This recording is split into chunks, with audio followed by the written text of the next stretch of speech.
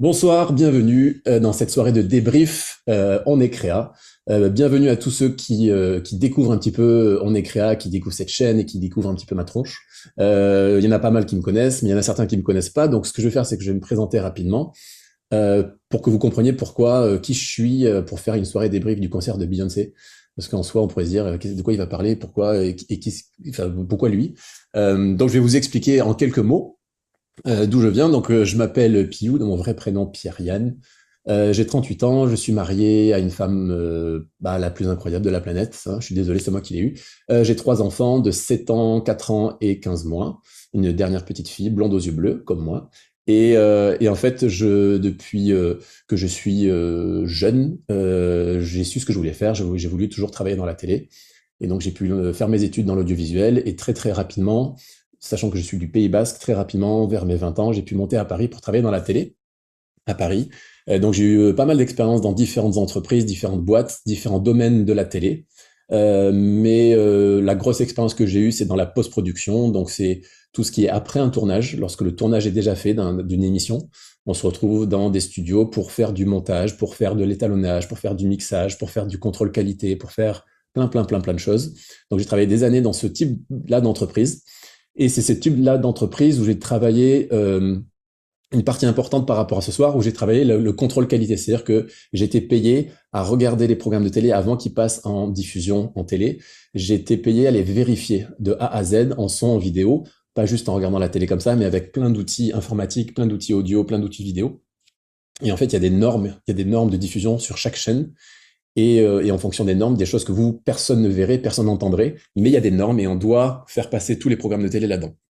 Donc, j'ai appris et ça a été mon travail de vérifier les programmes télé, que ce soit koh que ce soit des émissions de Canal+, des documentaires, enfin bon, tout ce qui passe en télé. On vérifiait ça et dès qu'il y avait un petit problème, on le réglait. Et si c'était un problème qu'on pouvait pas régler, il fallait que ça reparte en montage, etc., etc. Donc j'ai acquis, on va dire, une certaine expertise dans regarder des choses, voir des choses que les gens ne verraient pas forcément. On dit souvent, vous savez, les images subliminales. Bon, ben c'est sûr que s'il y a une petite image de quelques millisecondes entre deux plans, et que je regarde la télé un soir, je vais le voir. Je vais le voir et personne va le voir et je vais le voir. Donc, mon œil a vraiment travaillé ça. Et donc, ça a été très intéressant de travailler dans cette précision-là. Par la suite, j'ai travaillé dans la production. Donc là, j'étais plus sur les plateaux télé, donc à Paris et puis partout en France. Donc, j'ai travaillé dans tous les stades en France pour faire les matchs de foot, les matchs de l'équipe de France, les matchs de Ligue des Champions. J'ai pu travailler dans des grandes salles comme Bercy. J'ai pu travailler. En fait, j'ai travaillé dans des lieux où il n'y a pas de caméra de base. Ce sont pas des plateaux télé. On amène tout le matériel pour en faire un plateau télé.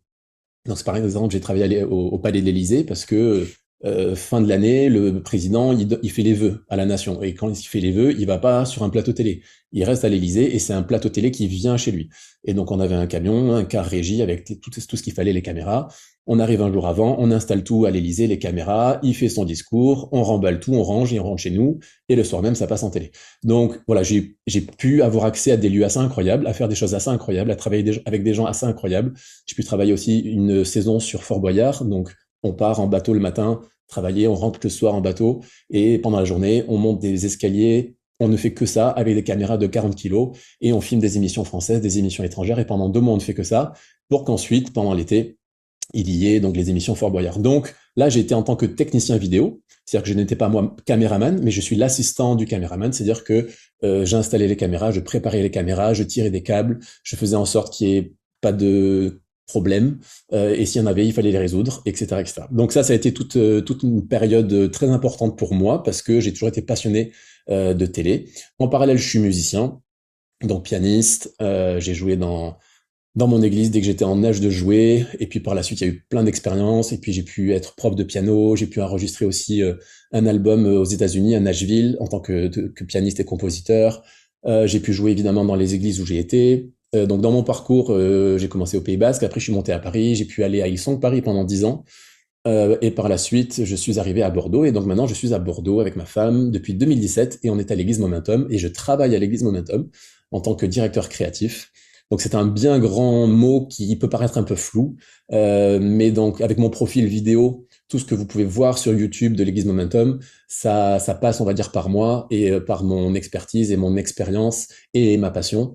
Donc, que ce soit la vidéo, que ce soit les lumières, que ce soit la scène, le stage design, les projets de clips, tout ce qui peut être sur notre YouTube, les starters, enfin voilà, tout ce qui passe sur YouTube, c'est des choses qui passent donc par moi. Et je travaille à la cohérence globale, artistique et créative de l'Église Momentum en général, pour qu'il y ait une vraie identité dans notre Église. Et tout ça, évidemment, le but de tout ça, c'est de construire des équipes créatives, des équipes de communication, des équipes de gens qui ont envie de servir, qui ont envie de construire l'Église, qui ont envie de ensemble faire les choses bien avec excellence et en ayant toute une direction artistique qui est quand même là. Et donc j'essaie d'amener un cadre qui est assez large, mais j'ai quand même un cadre. Ça ressemble à quelque chose. On aime, on n'aime pas, c'est subjectif, mais au moins il y a un cadre. Et l'idée c'est d'embarquer les gens dans un vrai projet, avec une vraie vision, avec un vrai cadre, et de partir avec tous les projets qu'on peut avoir. Donc voilà. Donc depuis 3 ans, 4 ans maintenant, j'ai décidé de passer en mode transmission avec tout ce que je faisais. Je le fais naturellement depuis que je suis dans l'église, depuis que je suis en âge d'être dans une église et de servir. Et j'ai eu pas mal de rôles de leadership partout où j'ai été. Et depuis 4 ans maintenant, je suis encore plus intentionnel dans la transmission, c'est-à-dire que j'écris une formation où je partage toute mon expérience. Et en fait, j'essaye en tout cas, je fais mon maximum pour que les gens aient un déclic, une révélation. Je suis convaincu que grâce aux dons et aux talents que Dieu nous a donnés, et à la créativité que Dieu nous a donnée, qui est illimitée, on peut en vivre, on peut vivre le rêve que Dieu a mis en nous, on peut le vivre, on peut se lever le matin et être heureux de se lever le matin parce qu'on sait pourquoi on se lève le matin. Et dans la vie, je pense que sur cette terre, la vie est courte, je pense qu'il n'y a pas plus important d'avoir un sens. Pourquoi on fait tout ça? Pourquoi on se lève le matin? Pourquoi je vais travailler? Pourquoi je suis payé dans cette entreprise? Pourquoi, etc., etc., etc. Et donc le pourquoi je me lève le matin? Pourquoi je suis là? À quoi ça sert? Est-ce que cette entreprise, ça sert à quelque chose d'y être? Et pourquoi pas je ferais pas autre chose? Et j'ai des rêves et je les ai jamais faits, etc., etc. Et le but avec cette formation, c'est qu'au travers de 12 mois de formation, de communauté, de vidéos de formation, de modules de formation, il y a plein de choses dans cette formation. Et l'idée, c'est qu'au bout de 12 mois, chacun puisse avoir sa révélation et que sa vie soit transformée par rapport à j'ai mes dons, j'ai mes talents et maintenant je les connais, je les assume, je veux les faire multiplier, je veux les développer. Et à ça, j'allie de la créativité. Alors c'est vaste et on va pas en parler ce soir, mais la créativité dans tout ça, c'est ça qui vient faire le lien. Et de tout ça, ben, je viens vivre une vie maintenant où quand je sers dans mon église, je sais comment servir, je sais pourquoi je sers, je suis en capacité de servir avec mes dons, avec mes talents et j'apporte de la créativité. Pas mal de gens aussi qui sont dans cette formation, qui sont des entrepreneurs, qui décident de se lancer dans leur business, qu'ils ont toujours eu à cœur, mais ils n'avaient jamais osé, donc ils sortent de la barque et on se lance. Et grâce au soutien de la communauté, à la motivation, au challenge, et à toutes les discussions qu'on peut avoir dans cette communauté, bah, les gens se lancent et les gens trouvent un sens à leur vie. Et donc ça, c'est vraiment mon objectif, c'est ma passion, c'est ce qui drive en ce moment mon cœur, c'est pour ça que je me lève les matins, c'est pour essayer de transmettre et de partager au maximum pour que les gens n'attendent pas d'avoir 40 ans, 50 ans et se dire ah, mais si j'avais su, j'aurais fait ça plus tôt. J'ai toujours rêvé de faire ça, mais je me suis jamais lancé. Mais mes dons et mes talents, en fait, je les connaissais pas trop, etc. Donc, ce soir, on va faire un débrief sur le concert de Beyoncé. Ah, rien à voir avec la formation, mais c'est important que je vous en parle parce que bah, j'ai tout un passé de technicien, j'ai tout un passé où j'ai travaillé dans la télévision à Paris, j'ai 15 années aussi derrière moi d'église où j'ai servi dans la production, dans la régie vidéo, dans la louange, aux lumières, que ce soit à Hillsong à Paris, que ce soit à Momentum. J'ai vécu aussi 2 ans aux Pays-Bas avec ma femme aussi, on a servi à Hillsong Rotterdam. Donc, on a quand même une expérience du service dans l'église. Sachant que, par exemple, à Paris, à Hillsong, il n'y a pas d'église en local. Donc, chaque dimanche, on prend un camion, on remplit le camion du matériel, on va dans le théâtre, on installe tout, on fait l'église 1 fois, 2 fois, 3 fois, on redésinstalle tout et on rentre. Et c'est ça tous les dimanches pendant des années, des années, des années. Donc, on a une certaine expérience de câbler, de mettre des lumières, d'arriver dans un lieu où il n'y a rien et tout d'un coup, 2 heures après, il y a de la louange, il y a des gens qui adorent Dieu, qui s'y réunissent et puis après, il faut tout ranger. Donc, tout ça permet d'avoir quand même une certaine expérience. Et c'est pour ça que je suis donc, vous l'avez compris, passionné par le live, je suis passionné par l'événementiel, je suis passionné par, vous rentrez dans un lieu, il n'y a rien, et quelques heures après ou quelques jours après, et après des dizaines de techniciens d'installation, de plein de choses, il y a the show must go on, il se passe quelque chose, tout s'allume, et 8 heures après, une fois que tout est rangé, il n'y a plus rien, tout est éteint, il se passe plus rien. Ça, j'aime ça, cette adrénaline-là, j'en suis complètement drogué, je peux le dire, donc j'aime ça, et lorsqu'il y a des événements comme ça, comme le concert de Beyoncé, je l'ai pas regardé en direct parce qu'il était un petit peu tard, mais dès que j'ai pu, j'ai regardé évidemment à fond le replay et j'étais mais comme un dingue parce que je me dis mais c'est fou de voir à quel point on peut pousser l'excellence dans de la technique, dans de l'artistique, sur du live, sur du show, qui est vu par des centaines de millions de gens. Donc la pression, je parle même pas de la pression que peuvent avoir les réalisateurs de ce projet-là. Et ça, je suis impressionné de voir que bah, ça marche et que ça fonctionne et qu'il y a des gens qui arrivent. Et mon point dans tout ça, et on va rentrer dans la vidéo, mais en tant que chrétien, je me dis, en France, et c'est pour ça que ça fait des années que je m'efforce de transmettre et de partager, parce que je veux que le niveau chrétien événementiel en France monte, parce que je trouve que c'est trop bas tout ce qu'on fait. Mais je me dis, eux, ils sont pas chrétiens, ils font des choses de ouf, et nous, on a Dieu avec nous, et on fait pas des choses de ouf. Et donc, je trouve que ça va pas. Je trouve qu'il y a un gros problème, et qu'il faut qu'on se bouge les fesses, vraiment, officiellement et rapidement. Alors moi, je me bouge les fesses, et ça fait des années que je me bouge les fesses. Il y en a quelques-uns qui se bougent les fesses, mais j'ai créé aussi cette formation pour qu'il y ait des gens qui se disent, OK, ça y est, j'ai compris, moi aussi, je veux aller plus loin, je veux que l'événementiel dans le milieu chrétien soit de plus en plus qualitatif, qu'on se professionnalise dans le bon sens du terme, avec la bonne attitude, avec les bonnes valeurs, mais que le niveau technique puisse monter. Et il n'y a pas de secret, c'est pas juste avoir bon cœur, c'est pas juste j'ai prié pour, il faut bosser, il faut se former. Et donc, dans tout ce qu'on va voir ce soir, ben, j'espère que ça va vous donner envie d'en savoir plus dans votre domaine, de vous former dans votre domaine, de pouvoir capter des idées que vous allez peut-être pouvoir ramener dans votre groupe de jeunes, dans votre église, dans votre équipe de com, peu importe. On va regarder ça pas en comparant, on va regarder ça en s'inspirant. Le but, c'est de s'inspirer. Et j'espère que ça va attiser en vous cette envie de voir d'autres événements, d'analyser d'autres événements, de regarder des clips, de regarder comment sont faits les clips, combien il y a de caméras, mais comment ce plan-là de caméra a pu être fait. Et en fait, c'est toute une analyse, vous allez voir, on va rentrer dans le détail. Moi, j'aime ça, je le fais naturellement. Et là, je me suis dit, bah, ça peut être super de le faire avec plein de gens. Donc, j'avais fait pareil pour la cérémonie d'ouverture des Jeux Olympiques, ainsi que la cérémonie de clôture des Jeux Olympiques. Donc, au-delà des débats avec le schtroumpf-le à moitié à poil qui dansait, au-delà de tout ce contexte du fond, qui était extrêmement choquant, mais mon point était plus dans la partie, dans la forme, dans la partie artistique et technique, et c'était passionnant de commenter, on va dire, un événement unique au monde, une cérémonie sur la scène, enfin bon. Donc ça sera c'est en replay éventuellement aussi, si vous avez envie, je pourrais vous le montrer. Donc j'ai beaucoup parlé, j'espère que ça vous parle, n'hésitez pas à écrire dans le chat si ça vous parle, si vous êtes motivé, si vous comprenez enfin qui je suis pas un imposteur, je pense pas, en tout cas je fais mon maximum pour vous balancer des vrais trucs. Et donc l'idée maintenant, c'est de partir sur le fameux show de Madame Beyoncé. Donc, j'ai fait des tests avec Nicolas, on a travaillé pour que ça soit à peu près propre. Donc, je sais que la qualité de la vidéo n'est pas exceptionnelle chez vous. Moi, elle est bonne, mais on a fait plein de tests. On a changé les codecs, on a fait des exports, on a fait blablabla. C'est pas parfait. On sait que le son est bon, donc ça, c'est une bonne nouvelle. La vidéo, elle n'est pas ultra qualitative en qualité, mais normalement, ça va le faire. Donc, je vous remets le contexte. On est fin décembre. Netflix décide de payer, chose qui n'avait jamais eu lieu, une mi-temps, c'est-à-dire que c'est un jeu de football américain aux États-Unis, et à la mi-temps, entre deux mi-temps, ils décident de faire un gros spectacle. Donc ça a lieu normalement pour le Super Bowl, à la fin du championnat, où il y a les deux meilleures équipes qui se rencontrent, et chaque année, il y a presque des plus gros shows au monde, avec les plus gros artistes au monde, et ça fait des dizaines d'années que ça existe, que ce soit Michael Jackson, il y a eu des choses incroyables, mais ça c'est connu. Mais là, c'était en décembre, c'était en plein dans le championnat, donc ils ont un peu surpris, c'est Netflix, donc Netflix, ils ont beaucoup d'argent, et ils se sont dit, il y a un match de football américain, il y a une mi-temps, c'est Noël, on va faire le buzz. Donc là, pour tous ceux qui sont de la com, il faut apprendre de ça, c'est qu'ils utilisent, dès qu'ils peuvent utiliser un événement, quelque chose, ils mettent dedans toute l'énergie, tout l'argent, toute la créativité possible. Et donc, c'est le Netflix Christmas Game Day Beyoncé Ball. Je veux dire, les gars, le brainstorming, il devait être énorme à ce moment-là. Mais voilà. Et donc, on se retrouve à regarder un match de football américain. Donc, personnellement, je regarde pas très souvent des matchs de football américain, même si j'aime ça. Et un match qui dure, je sais pas combien, 2-3 heures, ça dure très longtemps. Et pendant 10 minutes, pendant la mi-temps, plutôt que il y ait rien et que les gens ils mangent des pop-corn et qu'ils attendent que les joueurs ils sont en train de se reposer, eh ben ils ont fait un show énorme. Et donc il faut que vous compreniez que là je fais play sur la vidéo, mais peut-être 2-3 minutes avant, il y avait 50 joueurs sur le terrain qui sont en train de jouer. Le but de cet événement, c'est un match qui est suivi par des millions de gens aux États-Unis. C'est un match entre deux équipes. Et ils arrivent à créer un événement dans l'événement. Et donc Beyoncé a été invitée. Je ne pense pas qu'elle a été payée. Je ne suis pas sûr, mais je pense pas. Mais je pense pas qu'elle ait besoin d'être payée parce qu'il y a une telle visibilité sur les réseaux sociaux et sur Netflix et à la diffusion sur YouTube que les retours sur investissement, je pense, sont énormes pour elle. Donc, pas trop besoin d'être payé à ce niveau-là.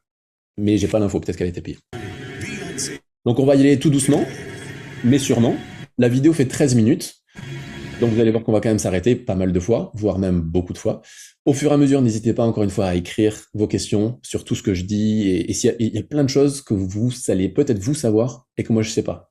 Il y a peut-être un morceau que moi je vais entendre, moi je le connais pas, vous dire ah mais il dit pas, mais ce morceau il est important parce qu'en fait ce morceau c'est exactement. Blablabla. Il y a plein de choses que vous allez savoir que je sais pas. J'ai aucun souci avec ça. Je suis pas parfait, sinon je serais pas devant vous. Donc je vais vous parler de moi ce que je sais et de ce que j'ai envie de vous parler et de ce qui me parle. Je vais vous parler de ce qui me parle. C'est une belle punchline, ça. Ça, c'est une belle punchline. Donc, la grosse première partie, je suis pratiquement sûr à 99,9% que c'est une partie qui a été enregistrée, qui n'est pas faite en live. Donc, déjà, là, ce qu'on voit, c'est que c'est un plan de drone. Je pense pas que c'est un hélicoptère, mais je pense que c'est un plan de drone. Donc, ça commence avec un plan de drone. On comprend que c'est certainement Beyoncé. On voit une espèce d'énorme... Vous voyez bien ma petite souris, hein, que je bouge normalement. Vous voyez qu'il y a un gros nuage blanc, donc c'est-à-dire qu'il y a une grosse source lumineuse qui est là, avec de la machine à brouillard, machine à fumer, très intense, pour qu'on comprenne que Beyoncé rentre dans quelque chose, et c'est un peu nébuleux, on ne sait pas où elle rentre, mais c'est déjà très cinématographique. Vous le voyez peut-être, mais évidemment, dès qu'on peut, on voit le nom du stade. Donc on voit que c'est le NRG Stadium. Donc on reste quand même aux États-Unis, et en termes de com, vous allez voir, ils sont quand même très balèzes. Là, on arrive sur un plan et là, on se dit pas, ah oui, c'est un concert pendant un match de foot. Là, on se dit, c'est un film, c'est un clip. Donc, la texture, qu'est-ce que j'aime? C'est les angles. Le plan de caméra qui est pas au sol, mais pas loin d'être au sol, qui est assez rasant. Les lumières qui donnent une espèce de perspective assez incroyable sur les côtés. On descend dans les souterrains du stade, mais donc c'est une espèce de béton. Et au fond, on voit le personnage qui est en silhouette, il est en contre-jour, donc on voit pas vraiment. On retrouve le fameux nuage qu'on avait à l'entrée, et c'est assez mystérieux. La musique, elle est en train de se lancer, donc tout est mystérieux. Vous voyez que la moquette au sol, elle est pas parfaite, mais pas loin. Elle est pas du tout brillante, elle est plutôt mate, donc ça donne un effet un peu granuleux. Et tout ça, en fait, c'est tous ces petits détails-là qui donnent une atmosphère générale. Et ce que je veux que vous compreniez ce soir, et c'est mon but, je veux que vous soyez en capacité par la suite, par vous-même, d'arriver à analyser vous-même les choses. Et c'est quelque chose qu'on voit beaucoup dans ma formation. Parce qu'il y a plein de gens qui me disent, ah, moi j'aime ce clip, j'aime cette musique, j'aime cette vidéo, j'aime ces réseaux sociaux, lui son profil il est trop beau. Mais en fait, les gens ne savent pas analyser pourquoi c'est beau. Et qu'est-ce qui va faire un créatif bien, d'un créatif vraiment incroyable et d'un mec qui réalise des projets? C'est qu'il connaît et il analyse le pourquoi j'aime et le pourquoi j'aime pas. Et ça fait partie de la personnalité créative. Pourquoi j'aime le bleu? Pourquoi j'aime cette vidéo? Pourquoi j'aime cette musique? Pourquoi j'aime cette page Instagram? Pourquoi j'aime cette photo? Pourquoi j'aime pas cette photo? Pourquoi j'aime pas le vert? Pourquoi j'aime pas cette caméra? Et en fait, c'est d'être capable de regarder des choses, mais pas bêtement, mais d'être capable d'analyser. Et plus vous êtes en capacité d'analyser, de savoir pourquoi vous aimez pas, et qu'est-ce que vous aimez dans ce qu'on vient de voir, ça va vous permettre par la suite que lorsque vous allez créer des projets, faire des projets, initier des projets dans l'église, vous allez savoir ce que vous aimez, ce que vous aimez pas. C'est pour ça que je vous dis ce soir, le but n'est pas de se comparer et de dire, ouais, ça c'est beau, mais nous, dans nos églises, on n'y arrive pas. C'est pas le but. Le but, c'est de s'inspirer de choses. Donc, on va s'inspirer des matériaux, on va s'inspirer des lumières, on va s'inspirer des axes de caméra, on va s'inspirer du dress code, comment ils sont habillés. On peut s'inspirer de tout. Et vous allez voir qu'on pourrait passer 4 heures sur cette vidéo. On va essayer de faire un peu plus court, mais vous allez voir, c'est passionnant. Et donc là, on comprend que elle marche bizarrement. Et en fait, on comprend rapidement qu'elle est sur un cheval. Donc elle est sur un cheval, mais moi, qu'est-ce que j'analyse? C'est qu'elle a une grosse fourrure, mais bon, ça, je m'en fous un petit peu. Mais par contre, elle a un chapeau, sauf qu'on voit quand même bien son visage. Son visage est quand même bien éclairé. Je ne sais pas si vous avez l'habitude de faire de la vidéo, de faire de la captation un petit peu, mais lorsqu'on fait de la vidéo, un des points les plus cruciaux, c'est la lumière. Si vous n'avez pas de lumière, vous ne pouvez pas filmer grand-chose. Et donc, il y a toujours un travail, un duo qui est à faire entre les gens de la lumière et les gens de la vidéo. C'est un travail en commun pour avoir un beau résultat. Tu peux avoir le meilleur mec en vidéo, mais si en lumière, ils en ont rien à faire, ils n'ont pas compris qu'il y avait de la vidéo, le résultat, il sera pas bon. Donc, c'est un vrai travail d'équipe. Là, quand je vois ça, je me dis, il y a une caméra qui filme Beyoncé, ok, mais il y a des mecs qui éclairent le visage de Beyoncé. Et malgré qu'il y ait le chapeau, malgré que la caméra soit loin, parce qu'elle est sur un cheval, malgré qu'il y a des complexités, parce qu'on n'est pas dans un studio, on est dans une espèce de couloir hangar en béton qui descend dans les bas-fonds du stade, malgré ça, elle est bien éclairée. Encore une fois, je vous le redis, je suis sûr à 100% que ça, c'est une séquence qui a été enregistrée avant, préenregistrée. Et oui, je sais pourquoi. Mais ça n'enlève pas la qualité. Donc elle est super bien éclairée. On voit aucun câble. Vous voyez les lumières sur les côtés. Évidemment qu'il y a des câbles, mais tout est rangé, tout est propre. Je n'irai pas sur ce sujet-là, qui est les scènes dans nos églises, les dimanches matins, la qualité du câblage dans nos églises. Je ne vais pas aller sur ce terrain-là, mais encore une fois, il n'y a pas besoin d'être chrétien pour faire des choses bien. Et nous, en tant que chrétiens, on fait des choses pas bien. Donc je m'arrête là parce que je vais m'emporter. Mais regardez, analysons, c'est du travail qui est bien fait, c'est propre. Il n'y a pas besoin d'avoir bac plus 50 pour ranger des câbles et pour faire des choses propres. Et là, c'est propre et c'est agréable. Donc évidemment, elle est sur un cheval, c'est lié à son dernier album, sa jaquette, peut-être que vous avez un petit peu vu. Là, on se retrouve avec un espèce de pirate avec son bandana. Je pense qu'il avait juste pas envie qu'on voit qui c'était. Je pense qu'on veut que le focus, ça soit Beyoncé et qu'on ne soit pas en train d'analyser le reste. Donc, le gars, le cheval, c'est en live. Je sais pas si vous avez eu déjà des cirques ou des défilés avec des chevaux, mais 98% du temps, il y a du caca de cheval qui traîne un peu n'importe où. Bah là, ils ont fait en sorte, je sais pas comment, mais le cheval, il est propre. Ok, c'est peut-être ça va vous faire rigoler, mais le cheval est propre. Donc là, on voit qu'il y a des espèces de goulottes, de grilles pour l'écoulement. Donc on n'est vraiment pas dans un studio, on est vraiment en train de descendre dans les sous-sols du stade. Mais ils ont dû le nettoyer, ils ont dû l'aspirer, ils ont dû enlever la moindre poussière, c'est nickel. Et là, on se retrouve vraiment en mode simulation, c'est-à-dire qu'il y a des Cadillacs, en mode tuning, et on arrive sur un énorme camion. C'est-à-dire qu'on est à la 47e seconde. Si je reviens à la seconde 32, on va s'arrêter à la seconde 37. En 10 secondes, regardez comment le décor va changer. Et on est à 37 secondes. Et en 10 secondes, on se retrouve avec des Cadillacs, le plan de caméra tourne, on a un semi-remorque, tout est éclairé, et on a des étincelles. Et évidemment, les étincelles, elles sont calées parfaitement sur la batterie. Donc rien que ça, on n'a même pas fait une minute de show, et déjà, il y en a pour des centaines de milliers d'euros de travail pour en arriver là. Donc quand j'ai vu ça, je me suis dit, mais je ne sais pas ce qui va se passer dans les 13 autres minutes, mais c'est déjà énorme. Donc Cowboy Carter, donc Carter c'est son nom de famille, le semi-remorque il est magnifique, il y a des petites loupiottes un peu partout, vous voyez les machines à étincelles, elles ont été cachées par des petits caches en bois j'imagine qui sont devant pour pas qu'on voit la machine avec le câble électrique, avec le DMX, avec le Jean-Claude derrière qui appuie sur son bouton, on voit rien de tout ça, on voit uniquement, on fait même pas attention, tellement ils essaient de tout cacher, tout dissimuler. Et à la fois, il y a des choses qu'on peut pas forcément dissimuler. Donc, je sais pas si vous voyez sur la gauche, il y a une espèce de boîtier avec des antennes. Donc, je sais pas exactement à quoi ça sert, mais à un moment donné, c'est quand même un show tellement exceptionnel que on va quand même, vous allez voir des petites choses. Là, c'est pareil, il y a une espèce de mobilier blanc. Je pense que ça cache des choses. Je sais pas quoi, mais ils ont mis ça pour cacher quelque chose. Mais c'est tellement bien fait qu'on n'a même pas l'impression que c'est un élément de décor qui est là pour cacher quelque chose. On a l'impression que ça fait partie du décor. Je pense que c'est plus un cache-misère. Je sais pas si vous avez fait gaffe, mais la caméra, elle est quand même très très haute comparée au cheval. Un cheval de base, c'est quand même grand. C'est presque, vous voyez le gars qui est debout à côté du cheval. Là, la caméra, elle est vraiment 2 fois, voire 3 fois plus haute. Donc, ils sont certainement sur un chariot, un énorme chariot avec une grue et avec un gars au-dessus. Je sais pas exactement, mais c'est une étincelle.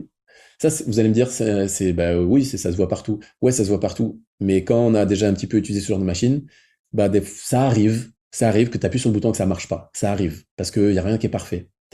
Et en fait, dans un show comme ça, et c'était une des questions qu'on a eues tout à l'heure de Esther, je crois. Je vais la reprendre pour être vrai.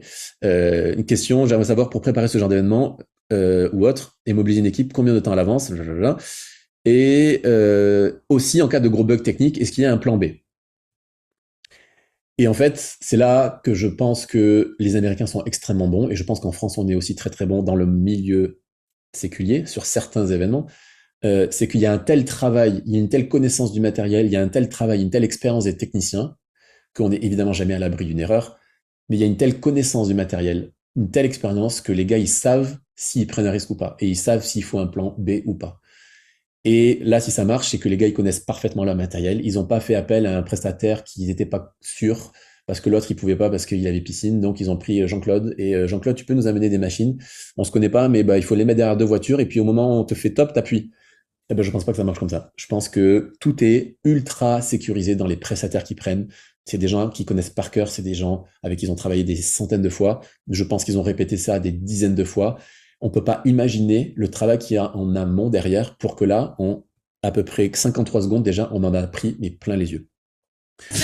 Donc on avance un petit peu. Moi, ce qui m'impressionne beaucoup dans tout ce qu'on voit jusqu'à maintenant, c'est l'éclairage. C'est-à-dire que vous voyez les spots sur les côtés, qui sont des spots, on va dire, plutôt artistiques, mais toute la lumière technique, l'éclairage technique, qui éclaire les visages, qui éclaire le tapis, qui éclaire le camion, on dirait pas, mais en fait, tout est éclairé, sinon on verrait rien. Et en fait, c'est subtil, mais c'est parfaitement fait, c'est propre. Là, on change de plan. Donc, ils ont un choix. Il y a un drapeau américain et ils ont mis une espèce de voile transparent, une espèce de truc de papier de peintre, là, transparent, de bâche, pour recouvrir. Alors, je sais pas si vous avez l'info de pourquoi. En tout cas, je pense que c'est un style, c'est un choix artistique. Ça permet aussi un petit peu de mettre en valeur les spots lumineux qu'il y a au sol. Mais vous allez voir, il y a d'autres drapeaux après et il y a toujours ce côté intéressant.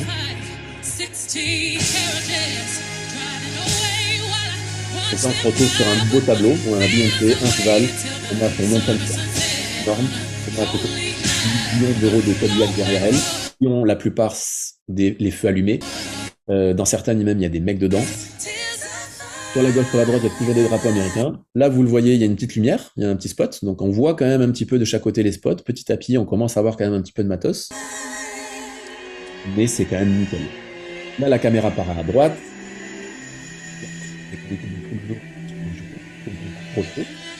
Mais en fait, on regarde leurs yeux et on va comprendre pourquoi on est passé sur ce plan-là. C'est que Beyoncé, il a fallu qu'elle descende du cheval. Et évidemment, on n'a pas envie de voir Beyoncé qui descend du cheval. Parce que si elle tombe ou si elle se prend mal ou si ça se passe pas comme prévu, c'est pas forcément délicat de voir Beyoncé qui descend du cheval.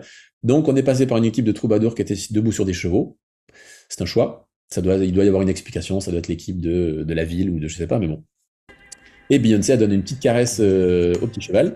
Et là, on avance. Donc là, on est pour la première fois sur un plan assez large.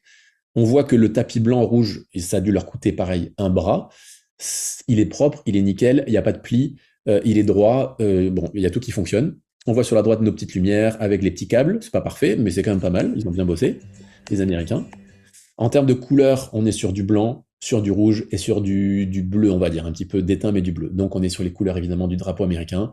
On est USA à fond, on est Beyoncé à fond, il n'y a pas de doute, on n'est pas en Roumanie là. Là, on est sûr qu'on est aux États-Unis. Donc j'ai été très surpris, je pense que vous entendez le son. Moi j'ai été extrêmement surpris, alors vous me direz en commentaire ce que vous en pensez. La première fois que j'ai entendu la vidéo, je me suis dit, ils ont oublié le clip, ils ont oublié le métronome. Et évidemment, je regarde Netflix, YouTube, il y a 200 millions de vues, c'est pas possible qu'ils aient laissé le clic.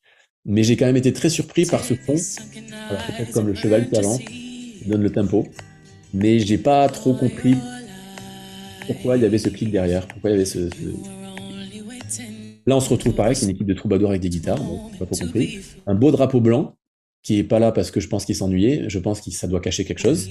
Et c'est encore fait d'une manière très artistique, bien fait. Là, on se retrouve avec des gens voilà, d'une manière un peu intéressante. Donc, bah, c'est pareil, ils ont un livre. À l'intérieur du livre, ils ont dû mettre une petite lumière Bluetooth sans fil qui éclaire les visages. Donc ça, c'est inspiration. Ça, c'est quelque chose qui peut être reproduit très simplement dans nos églises. Vous créez un livre, un faux livre en bois, vous créez un creux dedans, vous achetez des petites lumières à 22,50 € sur Amazon, j'en ai plein, moi, qui se mettent en fil en blanc, et vous mettez un nana avec un chapeau, un voile blanc, une moustiquaire de chez Leroy Merlin, et vous vous retrouvez avec quelque chose d'à peu près comme ça. Alors le symbole de ça, je le connais pas, j'ai pas fait mes recherches, peut-être vous les connaissez, mais encore une fois, on a encore une facette artistique qui rentre. Évidemment, Beyoncé est bien maquillée, elle est bien coiffée, son micro, il n'y a rien qui va pas. Là, je sais pas si vous avez vu, mais on s'est retrouvé quand même avec une vingtaine de troubadours aussi sur la droite de l'image. Et que Dieu veut que tu sois millionnaire. Alors, il y a quelqu'un qui a laissé son micro allumé. Voilà, je l'ai coupé. Donc, c'est pareil. Tous ces gens que vous avez vus là avec leur violon sur la droite, bah, c'est des prestataires, c'est des gens qu'il faut payer, c'est des comédiens ou des vrais musiciens, je sais pas. Il faut les habiller, il faut connaître la taille de leurs habits, il faut que tout soit en blanc, il faut que ce soit propre, il faut qu'ils soient là, il faut faire des répètes pour à peu près 2 secondes où on les a même pas vraiment vus. Donc en fait, c'est monstrueux. Là, la ramène ses copines. Pareil, dress code, bon, vous avez compris, hein, le thème c'est le blanc. Et on continue d'avancer. Là, vous voyez, on commence à avoir des lumières.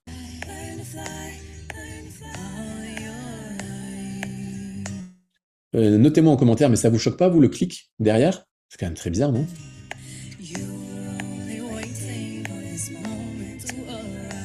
Là, on voit la petite porte dérobée des toilettes. J'imagine même pas le temps qu'ils ont dû mettre à nettoyer et à rendre propre et nickel tout ce...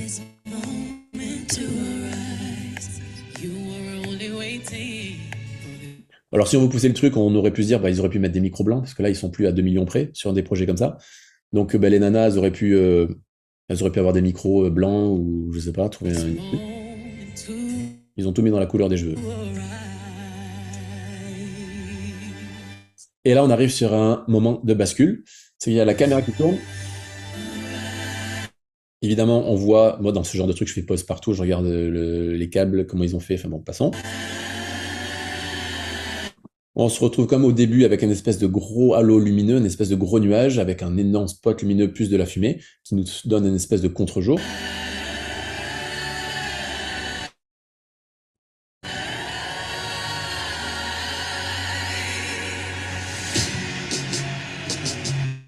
Là, pareil, imaginez les répétitions, mais vous voyez le regard de Beyoncé, elle joue avec la caméra. Elle n'est pas là pour juste faire un show pour les 80 000 personnes qui sont dans le stade. Elle est là pour la vidéo. Il y aura 80 000 personnes dans le stade, mais il y aura des dizaines de millions de gens qui vont regarder. Donc, elle est obsédée par la caméra, elle sait jouer avec la caméra, et vous allez voir même par la suite, le regard qu'elle a, le regard caméra, il est très impressionnant. On verra tout à l'heure. Et là, on arrive sur le moment de bascule. C'est-à-dire que jusqu'à là, moi, je pense que c'est une séquence enregistrée. Et là, on bascule dans le stade.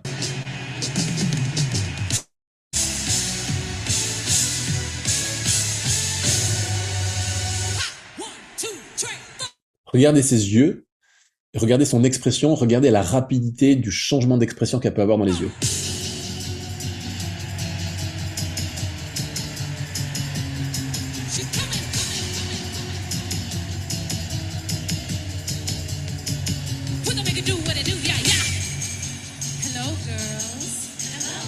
Donc, je remets cette séquence rapidement parce que je vais vous montrer des coulisses, des choses que j'ai trouvées sur Internet. Ce plan, donc là, la caméra est très très haute. Là, c'est une autre caméra qui doit être très très loin et qui zoome à fond. Là, on a une troisième caméra qui est en train d'avancer vers elle. Donc, je sais pas si on peut imaginer ce que c'est, mais on a un mec avec une Steadicam, donc avec un gros stabilisateur, un gros harnais, qui doit être en train de courir vers elle. Donc là, c'est contre-plongée, donc la caméra est vers le bas et filme Beyoncé vers le haut. Avec évidemment la déco derrière, une super étoile avec des petites lumières, et elle marche toutes les lumières, il n'y en a pas une qui ne marche pas.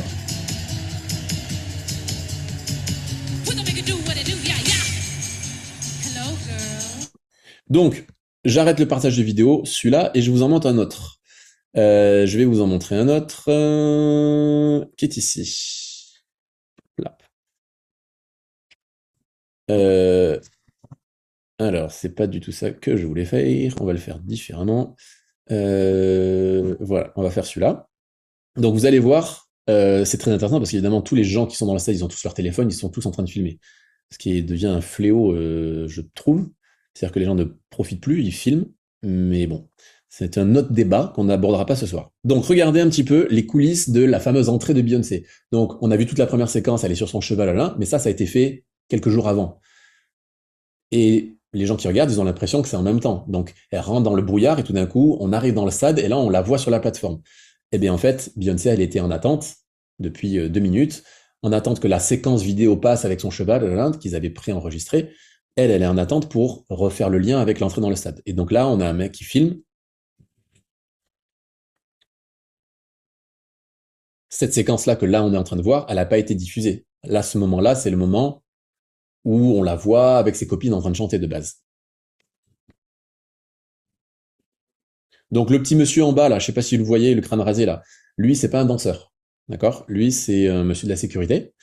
Et puis, elle a son assistant personnel qui est là, qui fait en sorte qu'elle tombe pas. J'ai vu d'autres vidéos où il lui montre, attention, là, il y a de la moquette, attention, là, il y a un petit rebord sur la moquette. Il lui montre tout. Enfin bon, il est au taquet.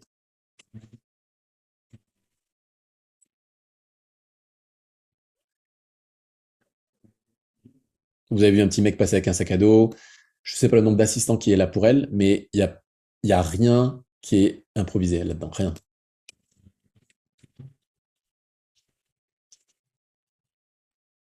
Là, elle monte sur la plateforme.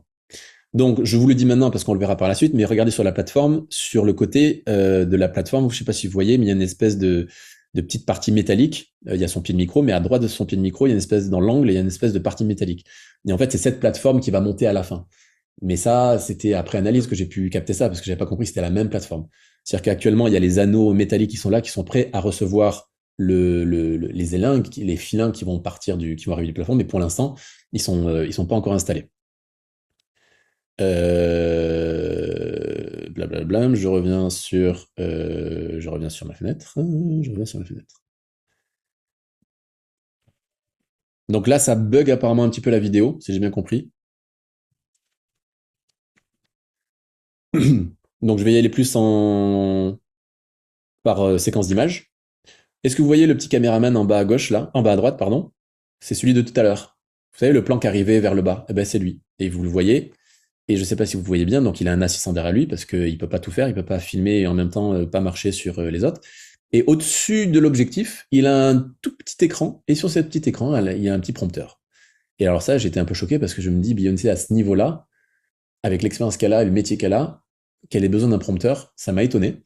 Mais même quand on fait play sur la vidéo, on a bien le texte qui défile. Et donc vous voyez le caméraman qui est à fond. Vous voyez Beyoncé qui baisse sa tête. Alors, j'ai fait exprès d'avoir les cheveux comme ça. Je voulais vous faire une démonstration. Et en fait, après, j'ai hésité.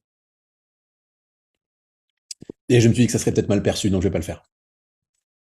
Mais je suis capable. Ceux qui me connaissent savent que je suis capable. Donc là, il y a ses copines qui arrivent. Je ne sais pas si vous avez vu, mais ses cheveux, ils partent dans tous les sens. Pourquoi? Parce que à ses pieds, à gauche et à droite, elle a deux gros ventilateurs qu'on verra par la suite. Et là, on revoit le caméraman, regardez à droite, qui s'en va.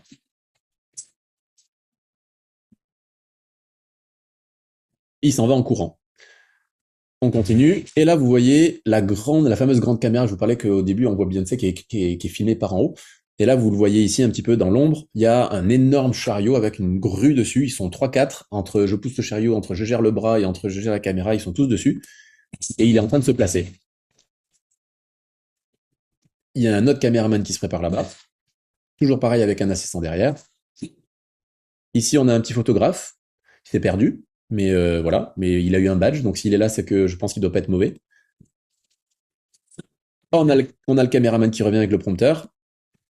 Il a son tolly qui est allumé en dessous, la petite lumière rouge, c'est-à-dire qu'il est à l'antenne. On change de séquence. Donc ça, c'est une personne qui ne sait pas filmer à l'iPhone. D'accord. La personne, elle aurait dû éteindre son téléphone et apprécier le moment plutôt que faire ça, ça sert à rien.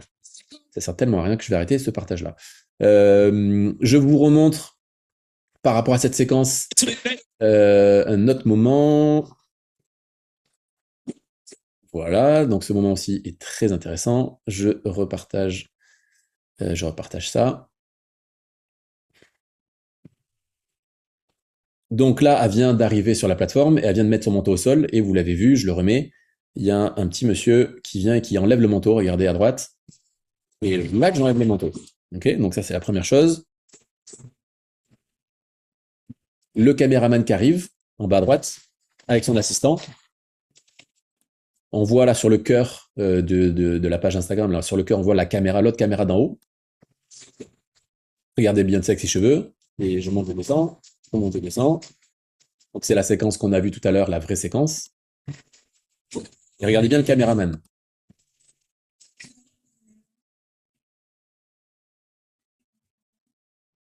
Regardez bien aussi son assistant derrière, comment il le protège.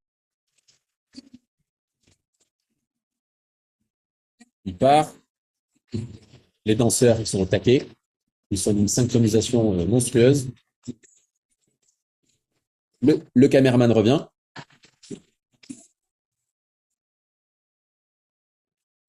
Et regardez comment il va partir. À la seconde près, ça dégage à gauche. Et hop, il court.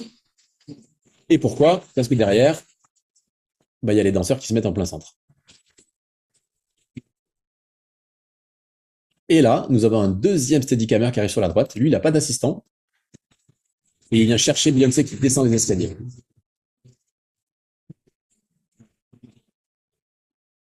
Ok, donc maintenant, ce qu'on va faire, c'est qu'on va aller voir le vrai truc de ça. Donc, je vous remets mon fichier vidéo qui est ici, mon fichier vidéo qui est ici. Et on revient donc à peu près ici. Et je vous remets la séquence. Et donc maintenant qu'on a vu un petit peu ce qui se passait derrière, vous allez comprendre un petit peu le fameux plan de caméra.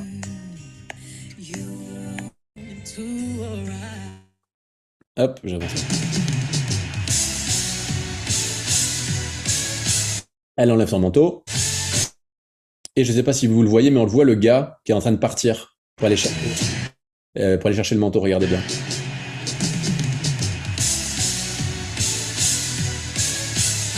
Hop, regardez le gars à droite, près de la voiture blanche. Il y en a 3 qui sont collés à la voiture. Et le 4e, il est en mode... il est comme ça, là. Il est prêt. Et regardez bien le à droite, il va partir.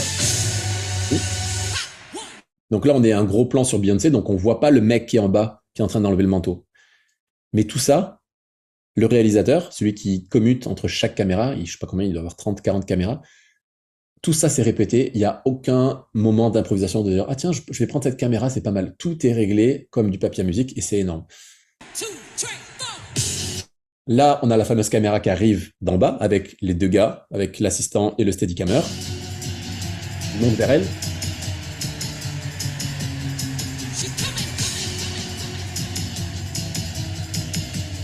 Donc, on a la fameuse caméra qu'on aime.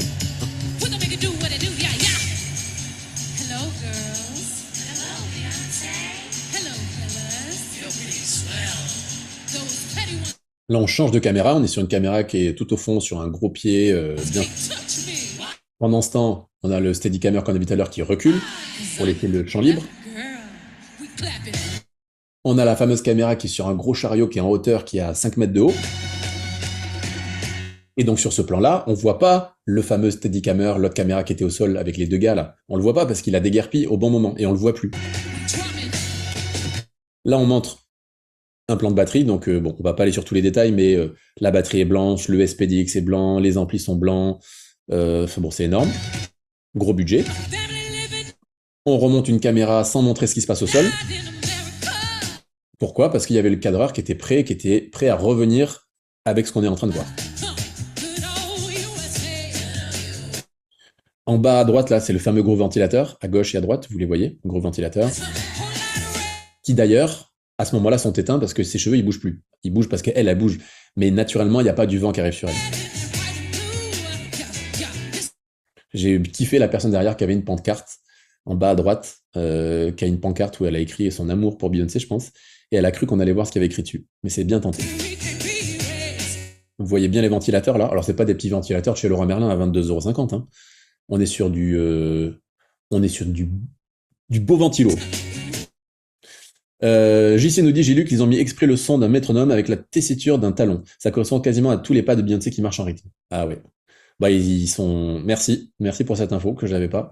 Et ça m'a choqué au début. Et après, je me suis dit, waouh, il doit y avoir une réflexion tellement poussée que ils sont trop loin pour moi. On change de caméra. Regardez ses yeux. Elle fait peur. Franchement, elle fait peur. Elle, quand elle te dit ranger ta chambre, je pense que Jay-Z, il doit ranger sa chambre. Donc là, tout à droite, on voit le Steadicammer qui est prêt. Celui qu'on a vu tout à l'heure, là, qui est arrivé, le deuxième qui est arrivé par la droite. On le voit, il est prêt, il est en stand-by. Donc là, on est sur le pont de la grue. Donc on voit, pareil, 2 grosses Cadillacs qui sont décorées d'une manière assez incroyable avec des tubes sous la voiture, plus les phares qui sont allumés. Enfin, il n'y a rien qui est au hasard, quoi. Pareil, je sais pas si vous avez vu, mais dans le public, ils ont tous des bracelets qui s'allument. Donc tout est coordonné même en termes de bracelets, comme Coldplay ou la plupart des concerts maintenant. Tous les publics ont un bracelet et les bracelets sont raccordés à toute la scénographie du show. Là, on voit la fameuse plateforme, l'espèce de charrette. Alors c'est la charrette qui vaut cher, mais la charrette où ils ont carrément mis même des néons dans les roues de la charrette. Et donc là, c'est le fameux plan du gars qui arrive de la droite. Vous savez, le Steadicammer avec son harnais qui était seul là de la droite. Eh bien, c'est lui, regardez, hop, il arrive devant elle, on la prend en train de descendre. Hein. On rechange de caméra, on reprend ce gars-là, il la suit. rentre. Derrière, vous le voyez aussi, il y a une grosse structure avec des gros néons blancs. C'est très beau d'ici, et en plus, ça fait contre-jour, donc ça cache ce qu'il y a derrière les néons blancs. Je ne sais pas ce que c'est. Ça doit être les structures lumineuses de je sais pas quoi, ou des trusses, mais en tout cas, c'est beau, mais à la fois, ça sert aussi à cacher, donc ils sont très bons. Tout est réfléchi. Et là, on découvre une énorme scène qu'on n'avait pas vue jusqu'à maintenant.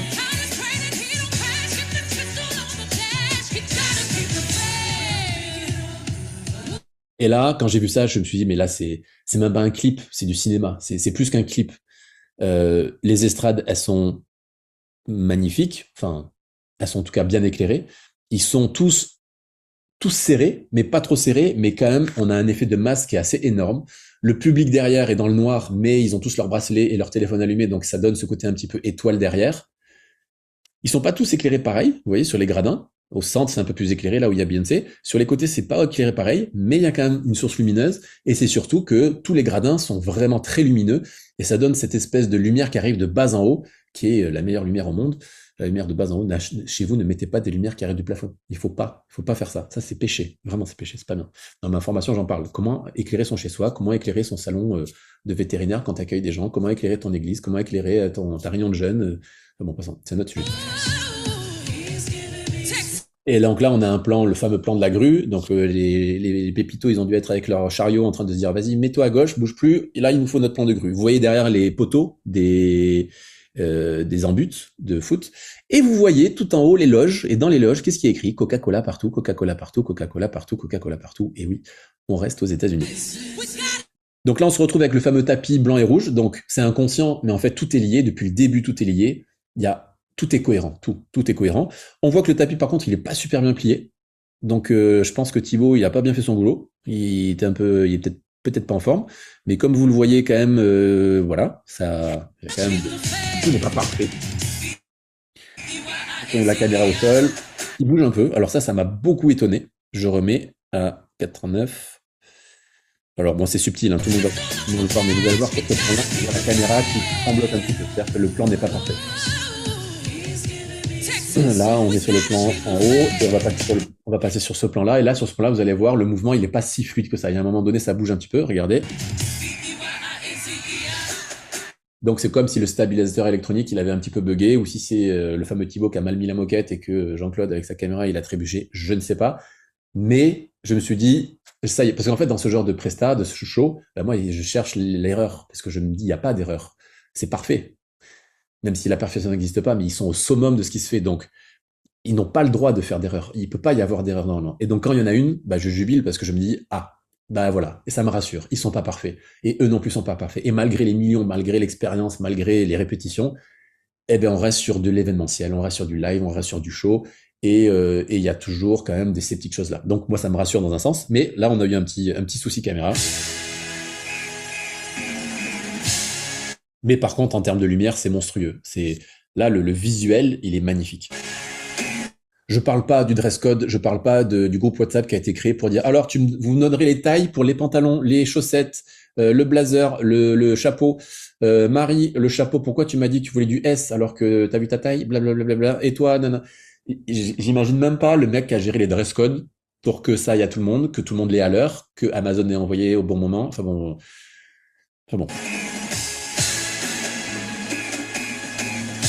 Grosse chorégraphie.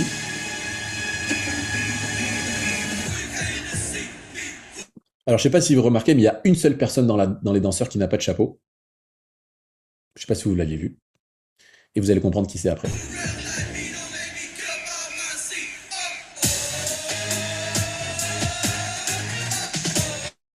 Donc là, on arrive sur un moment de ouf. C'est-à-dire que, bon, ceux qui n'ont pas l'habitude, je vais l'expliquer rapidement, mais lorsqu'il y a des matchs de foot, c'est très souvent dans le foot, lorsqu'il y a les joueurs qui rentrent, il y a les clubs de supporters, les supporters qui ont l'habitude de faire ce qu'on appelle un tifo, c'est-à-dire de faire comme une animation visuelle dans le stade pour accueillir les joueurs. Et donc, qu'est-ce qui se passe? C'est que souvent, sur les sièges, ils préparent en amont un dessin, c'est-à-dire que chacun a une feuille, blanche ou bleue, rouge, en fonction d'eux, et au moment où il donne un top, tout le monde prend sa feuille, la met au-dessus de sa tête, et lorsqu'on fait un plan large et un plan global de tout ce qui se passe, eh ben, ça donne une forme, ça donne un mot, etc. Et là, ils ont fait ça, c'est-à-dire que là, il y a écrit My House. Et en fait, il y a plein de centaines de gens qui, sur leur chaise, ils avaient un petit truc blanc, et eux, ils le lèvent, ils voient pas grand-chose, mais la big picture, c'est ce plan-là, qui dure 3 secondes, et il y a écrit My House. C'est-à-dire qu'en amont, ils ont dû préparer pour que sur ce plan-là, on puisse voir My House avec des papiers blancs, mais il faut pas que tout le monde ait un papier blanc, parce qu'il faut vraiment qu'on voit le My, plus loin, House. Voilà, on en est à ce point-là. Vous voyez les lumières au sol, tout est magnifique, tout est symétrique.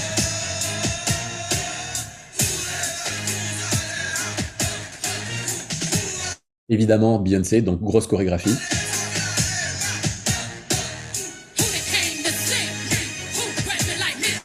Là, pareil, deuxième erreur du cadreur.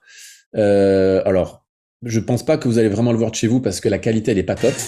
Mais en gros, le cadreur, le caméraman, il a fait un zoom rapide sur Beyoncé pour être dans le timing et on a dû lui demander ça. C'est à ce moment-là.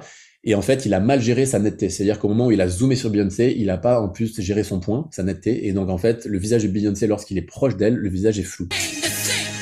Voilà, à ce moment-là, le visage est flou. Alors, peut-être qu'avec la qualité, vous regarderez sur YouTube en HD et vous verrez que son visage n'est pas net. Là, c'est pas net. Et il redézoome et ça redevient net. Hop, là, on a vu, c'est vraiment, là, on est vraiment passé dessus. Et là, c'est redevenu net. Pareil, plan de quelques secondes, mais c'est énorme. C'est en lien avec la musique. Là, on se retrouve avec un plan caméra qui est l'unique plan caméra comme ça pendant les 13 minutes. Donc, ils ont eu une caméra à câbler, à installer, à tester, juste pour 2 secondes. Donc là, on est sur un nouveau tableau visuel. On intègre le rouge maintenant sur les escaliers. On voit le caméraman en bas à gauche. Donc là, même en termes de musique, on sent qu'on rentre dans une nouvelle phase, en train de construire quelque chose. Alors ça, c'est ma partie préférée musicalement. Je kiffe ce moment musical. Je pense qu'il y a des mecs qui devraient reprendre ce moment-là et en faire un bon son, un bon mix. Si vous avez envie de... Là, la mèche qui lui va devant les yeux, donc évidemment, à la Beyoncé, elle va prendre sa mèche, elle va la remettre. Et hop là.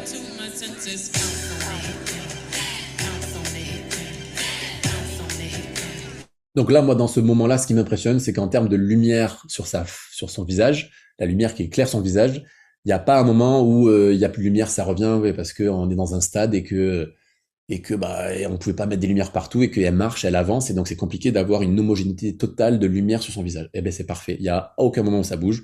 Donc évidemment, ils savent faire, ils ont le matos, ils ont les gens, mais c'est quand même à noter. Je sais pas si vous réalisez le nombre de gens qu'il y a sur le terrain pour danser, jouer, plus les techniciens, c'est énorme.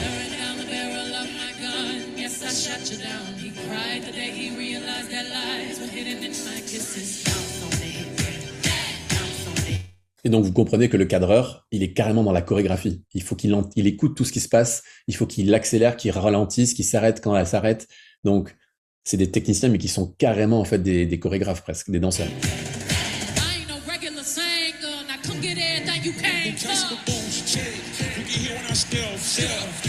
Alors, pour être très honnête, lui, Pépito à droite, là, je sais pas qui c'est.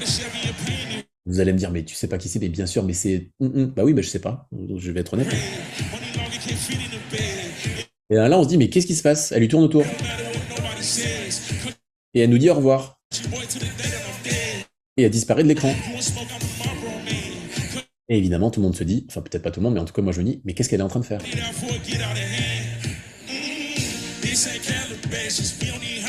Donc là, on est sur quelques secondes juste avec notre ami. On voit les percussionnistes. On sent que le Steadicammer il recule. Il se décale sur la gauche. Et il se remet au centre. C'est tout qu'il y a. Il y a avec des drapeaux. Il est dans ça. Incroyable. Alors, on va aller voir un petit truc. Je vais vous montrer un petit truc que j'ai trouvé aussi, qui était sympa. Voilà, c'est celui-là. Alors, regardez ce qui se passe. Vous l'avez certainement vu, hein. Je suis pas le seul à l'avoir vu. On est donc sur cette même séquence. Et là, on a Beyoncé qui vient de passer devant la caméra. Donc, elle tourne autour du chanteur, le Black. À un moment donné, elle dit « Salut !» et elle passe derrière la caméra. Et là, c'est le moment où elle n'est pas donc dans le champ de la caméra officielle. Elle est passée derrière, mais il y a des gens dans le public qui filment et on voit ce qu'elle est en train de faire. Et donc, c'est séance maquillage. On retouche le maquillage, on enlève un petit peu, on éponge ce qu'il y a besoin d'éponger. On voit le caméraman à droite, regardez bien le caméraman à droite, il est en train de l'assistant du caméraman, il est en train de vérifier que Beyoncé, elle est pas trop loin, qu'il va pas lui rentrer dedans, regardez avec son bras. Il est en train de prévenir, et les amis, on arrive, c'est l'heure. Et donc là, vous vous souvenez, il y avait le caméraman qui reculait, qui se mettait sur la gauche, et qui revenait au centre. Regardez bien le caméraman, en noir, il va faire exactement ça.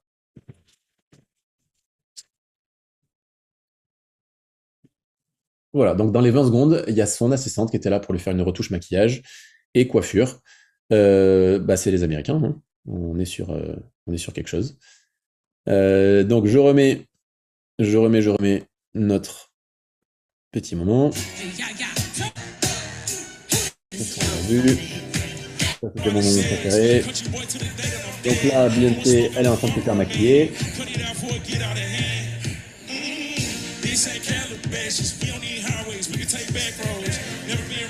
On voit les musiciens.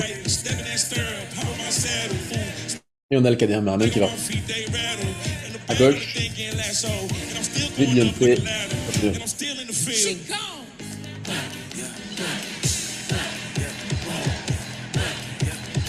Pareil, techniquement, c'est un plan simple, mais la composition du plan, elle est énorme. Il y a les lignes rouges, il y a les lignes blanches, il y a les danseurs en blanc, c'est un grand angle, il y a les chapeaux, il y a les grosses lumières de contre derrière qui viennent éclairer par derrière tous les artistes, plus le public qui est dans le noir, mais avec leur téléphone et leur bracelet, on a l'impression que c'est étoilé, c'est magnifique. Et il dégage une énergie qui est énorme.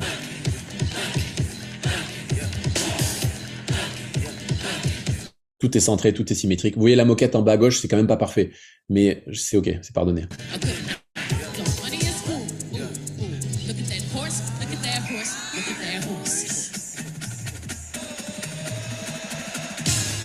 Et là, on rechange de tableau. On quitte, pour une des premières fois, on quitte le fameux tapis blanc et rouge. Et donc, on passe sur du bleu. Là, tout est bleu. Là, pareil, ce plan, il est incroyable parce que avec sa chevelure de lionne, là, elle est pile dans l'axe de la lumière de la voiture, des phares de la voiture, et donc ça lui donne une silhouette assez incroyable avec ses cheveux. Évidemment, ça, c'est pas le hasard. Et on est d'accord que ça, mais c'est du cinéma, on n'est pas sur un concert qu'on capte en vidéo. Là, visuellement, on est sur du cinéma, tellement c'est bien foutu.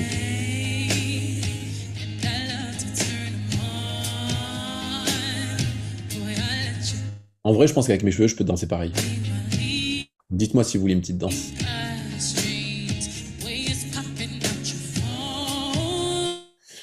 Je vais reprendre le chargeur, s'il vous plaît. Et donc là, on est sur le champ les jeans Levi's, le pick-up qui est recouvert de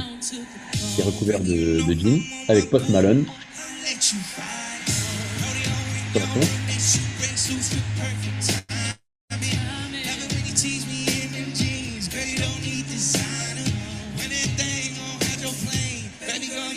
Là, j'étais moins impressionné par ce moment-là, à part par le pick-up.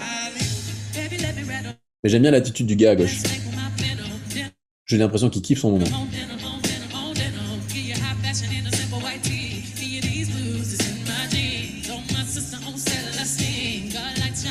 Je vous rappelle que là, ils sont sur la pelouse. Là, 8 minutes, 9 minutes après, il y a 50 joueurs et c'est un jeu de football américain. C'est juste pour remettre... on est en train de regarder un truc de fou, mais en fait, de base, c'est un match de foot. Hein.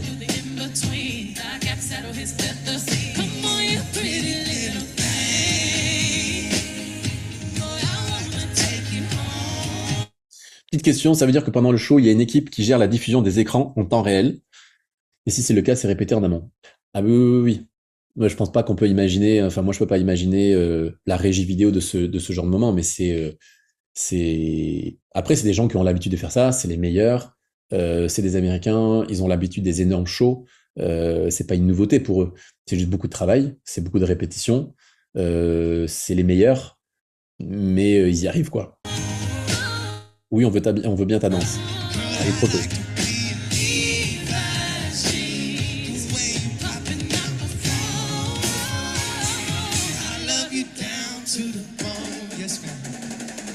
Là, on se retrouve sur une petite caméra. Alors, j'aime pas ces caméras-là.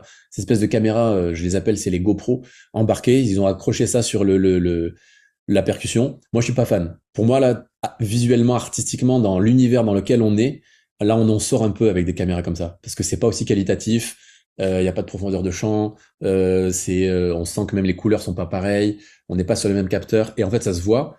Moi, je trouve pas l'intérêt. Je me dis pas, ah ouais, franchement, ça vaut le coup d'avoir un moment Pépito qui fait du tambour et on le voit comme si on y était. Pour moi, on sort d'un univers, c'est un peu dommage, mais bon. Votre avis m'intéresse. Donc là, on voit que c'est des énormes chariots, on voit que c'est des mecs et que c'est même les techniciens qui sont en train de pousser. Évidemment, ils sont habillés en blanc.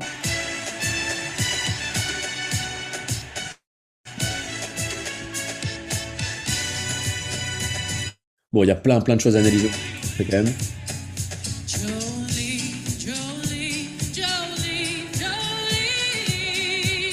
I'm warning you, don't come from my land. Donc imaginez le nombre de gens, le nombre de décors.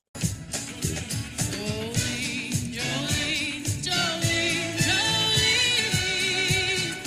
Il y a les percussionnistes derrière qui jouent en live. Take a chance, good to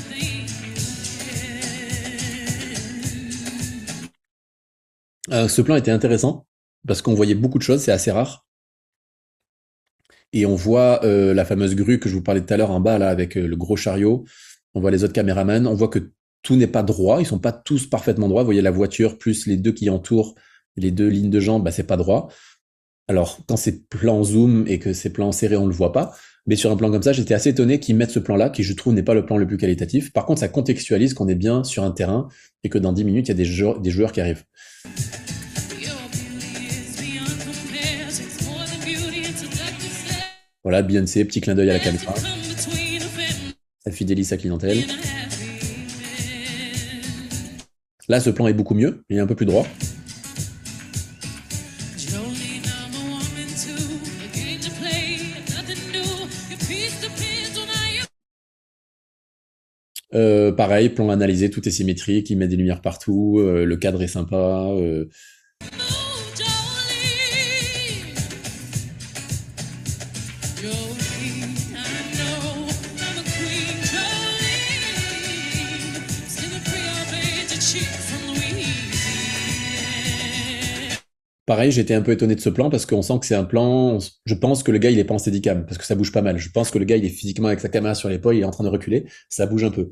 Et encore une fois, ça contraste avec les autres plans qu'on peut avoir depuis une minute. Elle est dans sa voiture, elle est assise, mais on a un plan de caméra qui est ultra fluide. Ça bouge pas, c'est super stable. Et là, on est sur un plan où ça bouge beaucoup. Donc,